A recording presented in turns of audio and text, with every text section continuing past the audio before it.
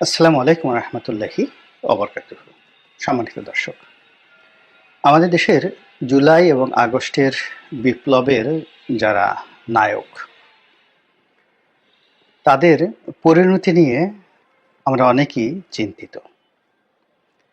তারা অনেকেই ধৈর্য হারিয়ে ফেলেছেন, অনেকে বিকল্প অনেক কথাবার্তা বলছেন, অনেকে সাহস হারিয়ে ফেলেছেন, অনেকে কথা বলতে গিয়ে আবেগপ্রবণ হয়ে কান্নাকাটি করছেন। ফলে তাদের যে স্পিরিট ছিল, জুলাই এবং আগস্ট বিপ্লবের যে স্পিরিট, এটি এই মুহূর্তে নেই। এটি হলো বাস্তবতা। দ্বিতীয়ত, যখন বিপ্লবটা হয়ে গেল, তো বিপ্লব যখন হলো, তখন তাদের অবশ্যই একটা আত্মত্যাগ ছিল। এটিকে আপনি যদি আরবিতে জিহাদে কুল্লিয়া বলেন, ঠিক ওই পর্যায়ে ছিল। অর্থাৎ তারা যখন রাজপথে ছিলেন, তখন তাদের জীবন মরণ সমস্যা ছিল, এবং জীবনের চাইতে মরণ তাদের কাছে ভীতিকর ওই মুহূর্তে মনে হয়নি। যদি মনে হতো, তারা এই কাজটি করতে পারতেন না। তারা উপদেষ্টা হবেন, এখন যে বিচার সালিশ করছেন বা যেভাবে গণভবনে যাচ্ছেন, বঙ্গভবনে যাচ্ছেন, দামি দামি গাড়িতে চড়ছেন, বা যত দুর্নাম বদনামের শিকার হচ্ছেন, এসব এসব কোনো কিছুই তাদের চিন্তা এবং মনোমস্তিষ্কের মধ্যে ছিল না। তারা শুধুই মাত্র লক্ষ্য অর্জনের জন্য, অর্থাৎ প্রথম দিকে কোটা বিরোধী আন্দোলনে তারা চেয়েছিল যে তাদের ন্যায্য দাবিটা পূর্ণ হোক। পরবর্তীতে সরকার এটি এতটা জটিল এবং কুটিল করে ফেলে, যার কারণে পুরো আন্দোলনটি এক দফার আন্দোলনে পরিণত হয়। যখন এটি নেহাত কোটা বিরোধী আন্দোলন ছিল, তখন রাজনৈতিক দলগুলো নিরাপদ দূরত্বে নিজেদেরকে রেখেছে, যদিও সবারই মন ও সমর্থন ছিল। এই কারণে রাজনৈতিক দলগুলো রেখেছে যে বাস্তবতার নিরিখে রাজনৈতিক দলগুলো ভীত সন্ত্রস্ত হয়ে পড়েছিল, এবং সরকারকে চ্যালেঞ্জ করার মতো জুন জুলাইতে আসলে বাংলাদেশে কোনো রাজনৈতিক দল ছিল না। এই গেল এক। ২ নম্বর হলো যে রাজনৈতিক দলগুলো মনে প্রাণে চেয়েছিল যে এই কোটা বিরোধী আন্দোলনটি সফল হোক। তো সেক্ষেত্রে যদি প্রধান রাজনৈতিক দলগুলো তাদেরকে সমর্থন জানায়, সেক্ষেত্রে সরকার বলার চেষ্টা করবে যে বিএনপি এই কাজ করছে, জামাত এই কাজ করছে। এই জন্য তারা কৌশলে তাদেরকে মৌন সমর্থন দিয়েছে দূর থেকে, লজিস্টিক সাপোর্ট হয়তো দিয়েছে অনেকেন, কিন্তু প্রকাশ্যে তাদেরকে কেউ সমর্থন জানায়নি। কিন্তু জুলাইয়ের মাঝামাঝি এসে যখন আন্দোলন তীব্র থেকে তীব্রতর হলো, ঠিক সেই সময় বিএনপির পক্ষ থেকে একেবারে প্রকাশ্যে তাদেরকে সমর্থন জানানো হলো। জামাত প্রকাশ্যে সমর্থন জানায়নি, কিন্তু এখন স্পষ্ট যে এই কোটা বিরোধী আন্দোলনের যে নেতাকর্মী, যারা মাস্টার মাইন্ড, তাদের একটা বিরাট অংশ জামাতের রিক্রুট ছিল, এবং জামাত প্রথম থেকে এটি গোপনে তারা এই আন্দোলনকে বেগবান করার জন্য যা কিছু করা দরকার সবই করেছে। কিন্তু প্রকাশ্য যদি কোনো রাজনৈতিক দল সমর্থন দিয়ে থাকে তাদেরকে, তাহলে বিএনপির মতো বড় দল প্রথম প্রকাশ্যে দিয়েছে। এরপর অন্যান্য ছোট রাজনৈতিক দলগুলো, তারাও নৈতিকভাবে তাদেরকে সমর্থন দিয়েছে, তাদের পক্ষে ছোটখাটো মিছিল করেছে, সমর্থন জানিয়েছে, এবং আন্দোলন যখন চূড়ান্ত পর্যায়ে গেল, তখন অনেকেই গ্রেপ্তার বরণ করেছেন। এবং আগস্টের ১ তারিখে এসে আসলে এখান থেকে কারোরই ফিরে যাওয়ার উপায় ছিল না। বিএনপির মতো বড় বড় দল, জামাতের মতো দল, তারা ভয় পাচ্ছিলেন যে কোনো অবস্থাতে যদি এই আন্দোলন অতীতের শাপলার মতো হয়, অতীতের গণজাগরণ মঞ্চের মতো হয়, ব্যর্থ হয়, এমনকি যারা বিশ্ববিদ্যালয়ের শিক্ষক, সাংবাদিক এই আন্দোলনের সমর্থন জানিয়েছিলেন, আগস্ট মাসের ১ তারিখে তারা সবাই বলতে গেলে মৃত্যু ভয়ে থরথর করে কাঁপছিলেন যে যদি ফেইল করে তাহলে তাদেরকেও আর এক দফা জেলে যেতে হবে। এবং বড় বড় রাজনৈতিক দলের মধ্যে বিভেদ ছিল, বিসংবাদ ছিল যে কি দরকার ছিল এই আন্দোলনে জড়ানোর জন্য। কিন্তু আল্লাহর অশেষ রহমত, বিজয়ী হয়েছি আমরা সকলে মিলে। আমরা সকলে মিলে বিজয়ী হয়েছি, কিন্তু বিজয়ী হওয়ার পর যে বিশৃঙ্খলা সাধারণত হয় সেন্ট্রাল কমান্ড না থাকলে, তো এই আন্দোলনের আমরা সফল হয়েছি, বিজয়ী হয়েছি, অভ্যুত্থানে আমরা বিজয়ী হয়েছি, কিন্তু আমাদের কোনো সেন্ট্রাল কমান্ড ছিল না। মহান মুক্তিযুদ্ধে যেভাবে একটা নেতৃত্ব ছিল, রাজনৈতিক নেতৃত্ব ছিল, সামরিক নেতৃত্ব ছিল, বেসামরিক নেতৃত্ব ছিল, অর্থাৎ আমলারা কাজ করেছে, সেন্ট্রাল ব্যাংক কাজ করেছে মুক্তিযুদ্ধে, রেডিও টেলিভিশনের কর্মীরা কাজ করেছে, সেনাবাহিনী কাজ করেছে, পুলিশ করেছে, ইপিআর কাজ করেছে, অর্থাৎ ইস্ট পাকিস্তান রাইফেলস কাজ করেছে, এবং আওয়ামী লীগের নেতৃত্বে সমস্ত রাজনৈতিক দলগুলো কাজ করেছে। ফলে পুরো মুক্তিযুদ্ধের 9টি মাস কেউ কখনো পথহারা হয়নি। দেয়ার ওয়াজ এ গভর্নমেন্ট, বিপ্লবী গভর্নমেন্ট ছিল, এবং একটা ঘোষণাপত্র ছিল, বিপ্লবী ঘোষণাপত্র ছিল, বিপ্লবী সরকার ছিল, তার সঙ্গে বিদেশি পরাশক্তিগুলো ছিল, রাশিয়া ছিল, ভারত ছিল।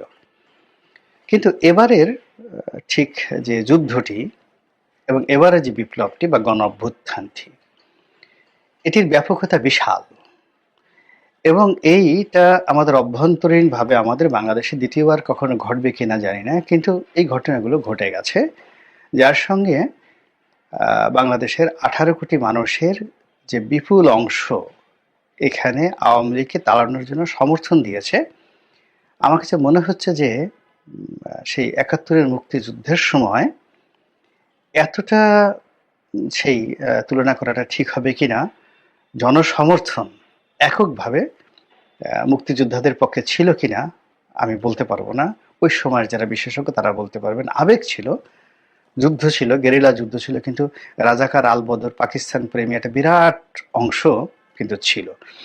কিন্তু এবার আওয়ামী লীগের যে 35% লোক যদি ধরা হয়, এই 35%-এর মধ্যে 5 to 10% হয়তো আওয়ামী লীগের পক্ষে ছিল, বাকি 90% লোক এই আন্দোলনের, এই অভ্যুত্থানের পক্ষে ছিল। কিন্তু এখন পুরো বিষয়টা বুমেরাং হয়ে গেছে এই 5 মাসে। এই বুমেরাং হওয়ার কারণ হলো যে যারা সমন্বয়ক, এই সমন্বয়ক বা এই বিপ্লবী যারা নেতা, তারা যাদেরকে বসিয়েছেন নেতা রূপে, সেটা ডক্টর মোহাম্মদ ইউনূস বলেন, আসিফ নজরুল সাহেব বলেন, অন্যান্য যারা বলেন, তারা কেউই এই তরুণ এবং যুব শক্তিকে ব্যবহার করতে পারেননি। দ্বিতীয়ত, এই যুবকদেরকে হুইপিং করা দরকার ছিল, সেই হুইপিংটা হয়নি। তাদের একটা সেন্ট্রাল কমান্ড তারা নিজেরা তৈরি করেছে, কিন্তু সত্যিকার অর্থে কোনো মাস্টার মাইন্ড, যারা রাজনৈতিকভাবে প্রাজ্ঞ, রাষ্ট্র পরিচালনায় অভিজ্ঞতা সম্পন্ন, যাদের একটি জাতীয়, যাকে বলা হয়, নেতৃত্ব দেওয়ার মতো যোগ্যতা রয়েছে, এমন ডজনস অফ পলিটিক্যাল লিডার্স যদি এই ছাত্র এবং যুবকদের নেতৃত্বে থাকতেন, তাহলে আজকের এই অবস্থা তৈরি হতো না। ফলে কি হচ্ছে, সঙ্গত কারণেই সেই জুলাই এবং আগস্টের বিপ্লবের যে সুফল, সেই সুফল আমরা পাইনি। প্রচণ্ড বিশৃঙ্খলা সারা দেশে, দেশের গত 20 বছরে যে সকল সন্ত্রাসী, গডফাদার, আন্ডারওয়ার্ল্ডের ডন যেগুলো আগে ছিল, যেমন আপনি একটা সময় টোকাই সাগর ছিল, মুরগি মিলন ছিল, একসময় সেই ডেভিড ছিল, একসময় পিসি হান্নান ছিল, তারপরে হান্নান ছিল, লিয়াকত ছিল, হেমায়েতুল্লাহ আওরঙ্গ ছিল, যারা আন্ডারওয়ার্ল্ড কন্ট্রোল করতেন। তো ওই আন্ডারওয়ার্ল্ডের যে এখন লেটেস্ট যে ভার্সন, যারা জেলখানাতে থেকে, দেশের বাইরে থেকে এই আন্ডারওয়ার্ল্ড নিয়ন্ত্রণ করতেন সীমিত আকারে, খুব সীমিত আকারে। এই জুলাই আগস্ট বিপ্লবের পর এরা অনেকে জেল থেকে বের হয়ে গেছেন, অনেকে বিদেশ থেকে দেশে এসেছেন, আবার অনেকে দেশ থেকে নিরাপদে বিদেশে চলে গেছেন, এবং একেবারে ম্যাজিক্যালি মানে জাদুকরীভাবে তারা যেখানে সন্ত্রাস আছে, চাঁদাবাজ আছে, যেখানে অস্ত্রের ঝনঝনানি আছে, এই জায়গাগুলো এই সন্ত্রাসী গ্রুপ দখল করে ফেলেছে। যেমন ঢাকা শহরের যত ময়লার যে পরিবহন ব্যবসা, সিটি কর্পোরেশনগুলোর ময়লার ব্যবসা, ডিশের ব্যবসা, ইন্টারনেট ব্যবসা, ফুটপাতে চাঁদা কালেকশনের ব্যবসা, এই পুরো কাজটাই সন্ত্রাসীরা নিয়ে নিয়েছে। এবং আরও আশ্চর্য করা ব্যাপার হলো যে আগে পুলিশ ফুটপাতে বসাতো, এখন এই ব্যবসাটা পুলিশের হাত থেকে সন্ত্রাসীরা নিয়ে নিয়েছে। এবং যেখানে আগে 3টি দোকান ছিল ফুটপাতে, এখন সেখানে 3-এর পরিবর্তে 10টি দোকান বসেছে। এবং গিয়ে দেখেন যে বড় বড় মার্কেটগুলোতে রীতিমতো কান্নার রোল। এর কারণ হলো ফুটপাতের ভিড়ের কারণে মার্কেট পুরো জনশূন্য। এখন এই যে সন্ত্রাসী বাহিনী তারা যে টাকাগুলো উপার্জন করছে, এগুলো পুলিশকে দিচ্ছে বা দিচ্ছে না এটা ভিন্ন প্রসঙ্গ, কিন্তু চাঁদাটা নিয়ন্ত্রণ করছে তারা। এবং এগুলো নিয়ে বেশ কয়েকবার মারামারি হয়েছে ঢাকাতে, ঢাকার বাইরে, এবং অনেক বড় বড় ব্যবসায়ীদের কাছে চাঁদা চাওয়া হচ্ছে এই সন্ত্রাসী সংগঠনগুলো।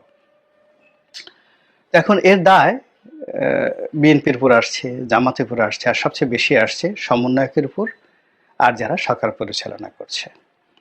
এই বিশৃঙ্খলা থেকে বের হওয়ার জন্য সত্যিকার অর্থে আসলে কতটা কঠোর হওয়া দরকার।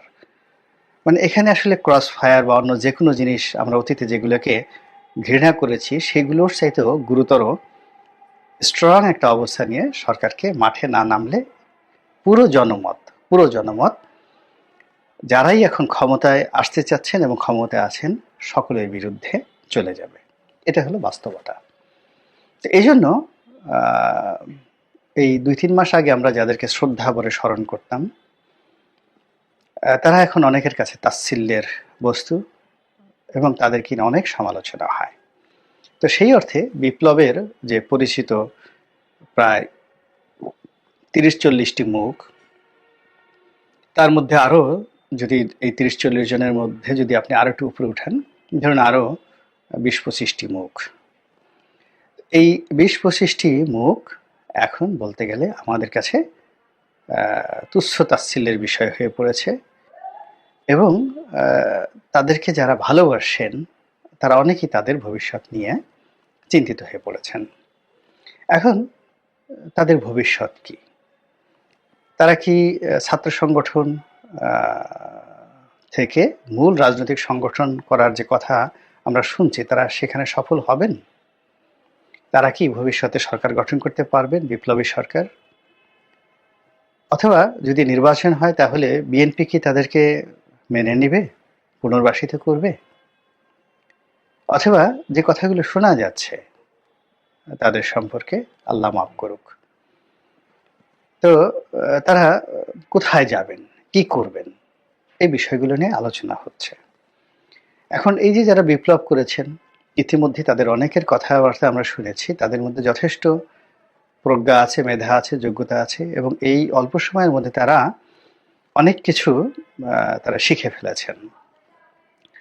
দ্বিতীয়ত তাদের যে তিনজন উপদেষ্টা রূপে এখানে অংশগ্রহণ করেছেন, মূলত সফলতা ব্যর্থতা পরের ব্যাপার, কিন্তু তাদের অর্থনৈতিক দুর্নীতির খবর এখনো পর্যন্ত আসেনি, বা তাদের পিএস এপিএস থেকে শুরু করে কেউ এইভাবে দুর্নীতি করেননি, এটা সত্য কথা। কিন্তু রাজনৈতিক যে নেতৃত্ব তারা তো দুর্নীতিতে অভ্যস্ত। তো তারা ভবিষ্যতে এসে এই যে 3-4জন যারা দুর্নীতি করেননি বা যারা বাইরে সমন্বয়ক হিসেবে রয়েছেন, তাদের সম্পর্কে আমরা অনেক গুজব শুনি, কিন্তু সত্যিকার অর্থে হাতে কলমে তারা গাড়ি করেছেন, বাড়ি করেছেন, অমুকের কাছ থেকে টাকা নিয়েছেন, পয়সা নিয়েছেন, এইগুলো এখনো পর্যন্ত হাতে কলমে কিন্তু প্রমাণিত হয়নি। এবং এটাই হয়ে যাবে আগামী দিনে সবচেয়ে বড় সমস্যা। তো কাজেই প্ল্যান এ এখন হলো তারা যে রাজনৈতিক দল করবে সেটি যদি ফেল করে তাহলে তাদেরকে প্ল্যান বিতে যেতে হবে, আর যদি ফেল করার পরে তাদেরকে ভাগতে হয় তাহলে তাদেরকে প্ল্যান সি রাখতে হবে। তো এখন প্ল্যান এ বি সি যাই হোক না কেন, পুরো পরিস্থিতি এখন এরকম একটা